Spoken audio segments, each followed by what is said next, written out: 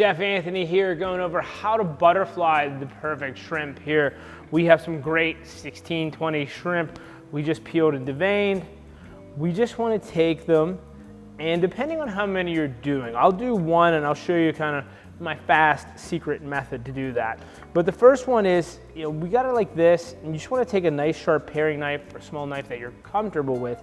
We just want to go along the side that we deveined, just like this, and go about halfway in, push to the side like this. This is a perfect butterfly shrimp. See how we just got it, and there's that little indent where the shrimp curls.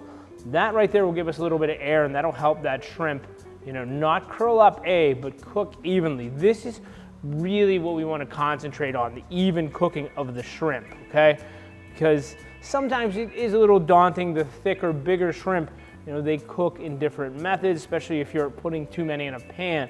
So butterflying is a great, easy way and a method to kind of ensure that you're cooking that shrimp properly for you, first-time shrimpers, or if you've been doing it for a long time and you just want to cook some shrimp, in half the time. Now, here's a cool method that I learned from doing a lot of shrimp. So I'll line them all up like this, little toy soldiers, push them out here, and then I'll just go with my left hand, I'll go like this. I'll start here, I'll just go like that, boom, push it away, go like that, and push it away. I know I got them all. Nice and easy. So if you want to do it like that, this is the way to get them in bulk for your family gatherings, or everybody likes to eat all this shrimp. Nice and easy, just like that.